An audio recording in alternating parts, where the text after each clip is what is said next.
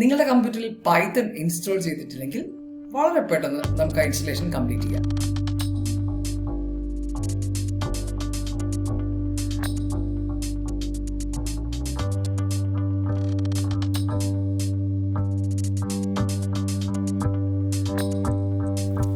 ഡെവലപ്മെന്റിന് വേണ്ടി നാം visual studio code എന്ന ഇൻ്റഗ്രേറ്റഡ് ഡെവലപ്മെന്റ് എൻവയൺമെന്റ് ആണ് ഉപയോഗിക്കാൻ പോകുന്നത്. അപ്പോൾ വിഷ്വൽ സ്റ്റുഡിയോ കോഡ് ഡൗൺലോഡ് ചെയ്യാം. കൂടാതെ പൈത്തന് വേണ്ട ഒരു എക്സ്റ്റൻഷൻ കൂടി ഇൻക്ലൂഡ് ചെയ്യുകയാണെങ്കിൽ നമുക്ക് പൈത്തൺ സ്ക്രിപ്റ്റിംഗ് സ്റ്റാർട്ട് ചെയ്യാനുള്ള എല്ലാ പ്രീറിക്വസിറ്റ്സും ആയി കഴിഞ്ഞു.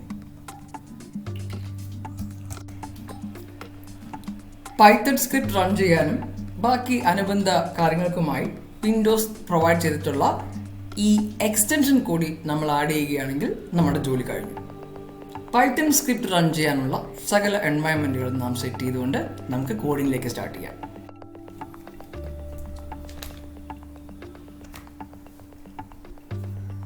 ഇൻസ്റ്റലേഷൻ കംപ്ലീറ്റ് ആയി കഴിഞ്ഞാൽ നമുക്ക് എക്സ്റ്റൻഷൻ എന്ന ഭാഗത്ത് നിന്നും പൈത്തൺ ഇതുപോലെ ഒരു വിൻഡോ ആയി ലഭ്യമാകും. അതല്ല ഇൻസ്റ്റാൾ എന്നാണ് ഇവിടെ കാണിക്കുന്നതെങ്കിൽ തീർച്ചയായിട്ടും ഇൻസ്റ്റാൾ ചെയ്ത് ഈ ഒരു സ്റ്റേജ് എത്തുന്ന വരെ ആയിക്കഴിഞ്ഞാൽ നമുക്ക് മുന്നോട്ട് പോവാം. ഫസ്റ്റ് സ്റ്റെപ്പ്, ഒരു പ്രോജക്റ്റ് ഫോൾഡർ ക്രിയേറ്റ് ചെയ്യാം. നമ്മുടെ ഒരു ഡെവലപ്മെന്റ് പ്രോജക്റ്റിന് വേണ്ട ഫയൽസും ഫോൾഡേഴ്സും എല്ലാം നമ്മൾ ഒരൊറ്റ സോഴ്സ് ഫോൾഡറിലായിരിക്കും കീപ്പ് ചെയ്യുന്നത്. വെബ് സ്ക്രാപ്പിംഗ് എന്ന പേര് ഞാൻ കൊടുത്തിരിക്കുന്ന ഈ ഫോൾഡർ നമ്മളിനി വിഷ്വൽ സ്റ്റുഡിയോ കോഡിൽ ഓപ്പൺ ചെയ്യാൻ പോവുകയാണ്.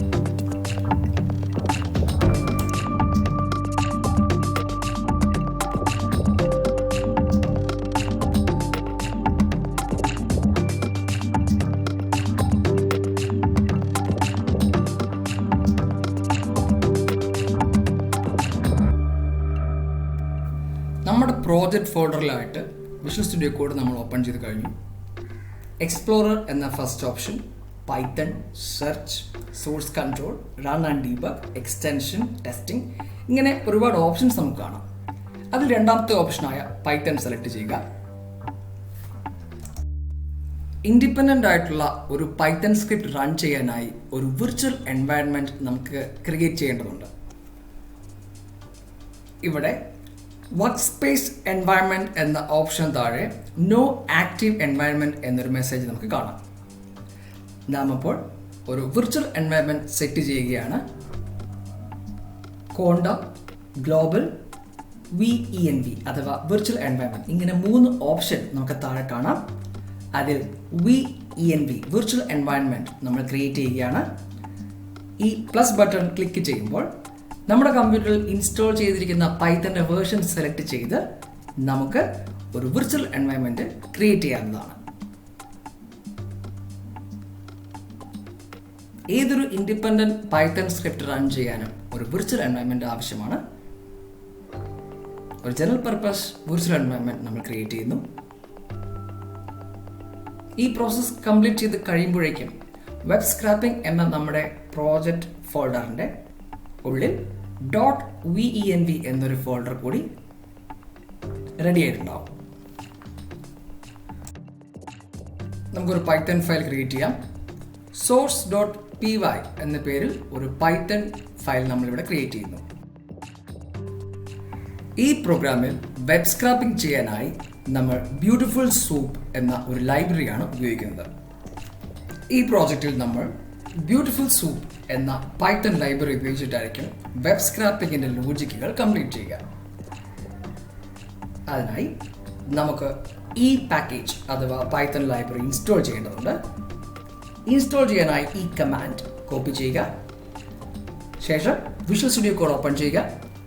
വിഷ്വൽ സ്റ്റുഡിയോ കോഡിൻ്റെ എക്സ്പ്ലോറർ ഭാഗത്ത് റൈറ്റ് ക്ലിക്ക് ചെയ്ത് ഓപ്പൺ ഇൻ ഇൻ്റഗ്രേറ്റഡ് ടെർമിനൽ എന്ന ഓപ്ഷൻ എടുക്കുക.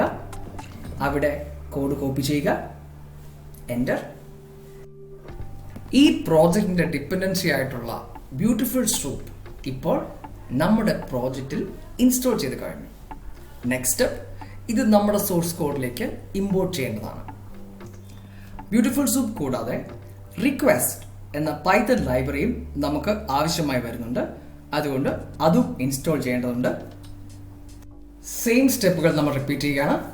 Open in integrated terminal and type the command pip space install space request.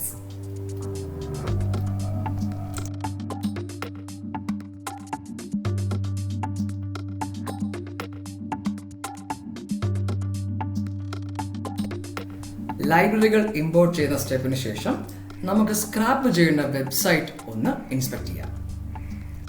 Web സ്ക്രാപ്പിങ്ങുമായി ബന്ധപ്പെട്ട ചില ടെക്നിക്കൽ ഇൻഫർമേഷൻ നമുക്ക് ഒന്ന് മനസ്സിലാക്കാം. നാം ഈ കാണുന്നത് ഒരു വെബ് പേജാണ്. ഈ വെബ് പേജിൻ്റെ സോഴ്സ് കോഡ് ഒന്ന് ഇൻസ്പെക്ട് ചെയ്യാം.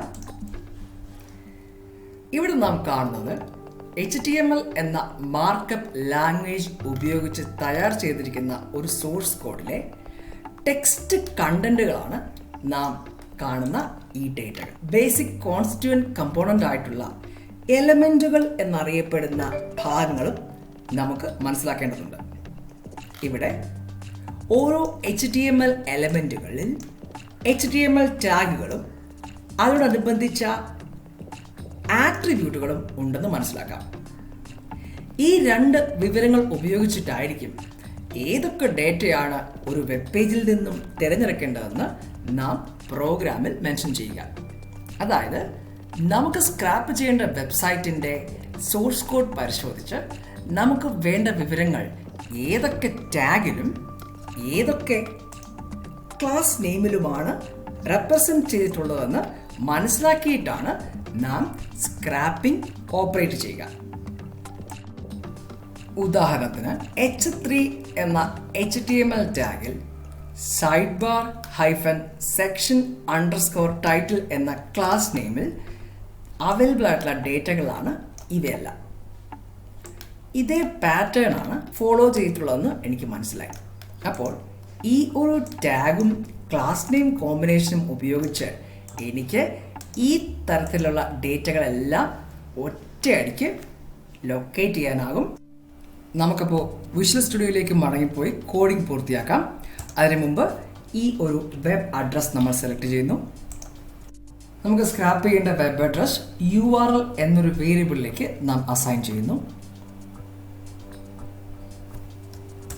അടുത്ത സ്റ്റെപ്പ് നമ്മുടെ പ്രോഗ്രാം ഈ പർട്ടിക്കുലർ വെബ് പേജിനെ ആക്സസ് ചെയ്യുന്ന സ്റ്റെപ്പാണ്. റിക്വസ്റ്റ് എന്ന ലൈബ്രറിയിലെ ഗെറ്റ് മെത്തേഡ് ഉപയോഗിച്ചാണ് നാം ഈ പർട്ടിക്കുലർ വെബ് അഡ്രസ് ആക്സസ് ചെയ്യുകയും അങ്ങനെ ലഭിക്കുന്ന വിവരങ്ങൾ റെസ്പോൺസ് എന്ന വേരിയബിളിലേക്ക് നാം അസൈൻ ചെയ്യുകയും ചെയ്യുന്നു. നെക്സ്റ്റ് സ്റ്റെപ്പ്, കൃത്യമായി നമുക്ക് ഈ വെബ് പേജ് ആക്സസ് ചെയ്യാൻ സാധിക്കുകയും റെസ്പോൺസ് എന്ന വേരിയബിളിലേക്ക് വേണ്ട ഡേറ്റ ആയി കഴിയുകയും ചെയ്താൽ നമുക്ക് HTML കണ്ടന്റുകളെ എക്സ്ട്രാക്ട് ചെയ്യുന്ന അഥവാ പാഴ്സ് ചെയ്യുന്ന ഈ സ്റ്റെപ്പിലേക്ക് കടക്കാം. വെബ്സൈറ്റിലെ സോഴ്സ് കോഡിൽ നിന്നും സെക്ഷനുകളായി റെപ്രസെൻറ്റ് ചെയ്തിട്ടുള്ള ഈ ഡേറ്റകൾ സൈഡ് ബാർ -സെക്ഷൻ _ ടൈറ്റിൽ എന്ന ക്ലാസ് നെയിമിലും H3 എന്ന ടാഗ് നെയിമിലുമാണ് റെപ്രസെൻറ്റ് ചെയ്തതെന്ന് നമുക്കറിയാം. soup.find എന്ന മെത്തേഡിലേക്ക് ടാഗ് നെയിമും ക്ലാസ് നെയിമും ഉപയോഗിച്ച് എനിക്ക് വേണ്ട ഡേറ്റ പോയിന്റുകളെ ലൊക്കേറ്റ് ചെയ്യുകയും സെക്ഷൻസ് എന്ന ലോക്കൽ വേരിയബിളിലേക്ക് അത് സ്റ്റോർ ചെയ്യുകയും ചെയ്യുന്നു. നമുക്ക് സെക്ഷനിൽ ലഭ്യമായ വിവരങ്ങൾ പ്രിന്റ് ചെയ്യാം. അതിനായി നാം പൈത്തൺ മെത്തേഡ് ഉപയോഗിക്കുകയാണ്.